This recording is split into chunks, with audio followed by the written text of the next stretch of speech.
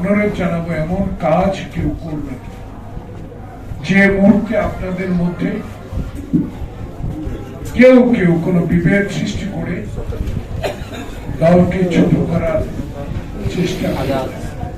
জনাব সভাপতি উপস্থিত আমার সহযোদ্ধা বৃন্দ, আমি নাম সবার দিলাম, উপস্থিত প্রিয় আলোচক বৃন্দ, সাংবাদিক বন্ধুগণ, পবিত্র জুম্মার দিনে আপনাদেরকে শুভেচ্ছা জানাই। এমন একটি ব্যক্তি, এমন একজন লোক, এমন একজন মানুষ যিনি বাংলাদেশের স্বাধীনতা ঘোষণা করেছেন, সে ব্যক্তিকে নিয়ে আলোচনা করা কঠিন।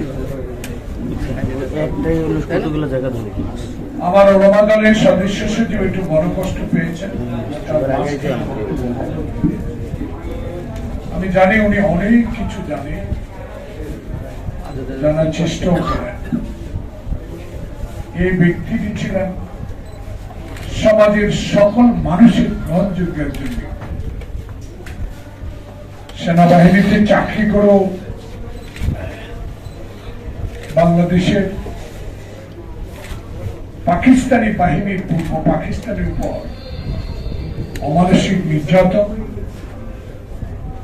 বৈষম্য, অন্যায়ভাবে আমাদেরকে শোষণ, সবকিছু তার মনের মধ্যে একটি শক্তি জুগিয়েছিল। যখন ইস্ট পাকিস্তানে আমরা যারা ছাত্র রাজনীতির সাথে ছিলাম,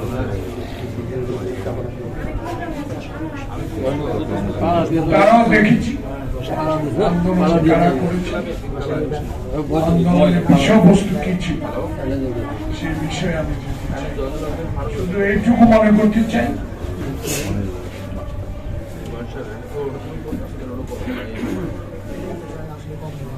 বাংলাদেশের ইতিহাস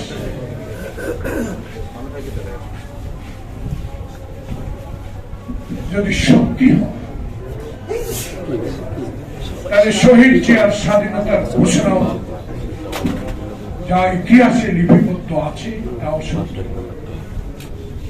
এই কারণে এই ঘোষকের নাম কি পর্যন্ত মুছে ফেলার 16 বছরে অনেক চেষ্টা করেছে, কিন্তু মানুষের হৃদয় থেকে শহীদ জিয়ার নামটা কোনদিন দিতে পারেনি।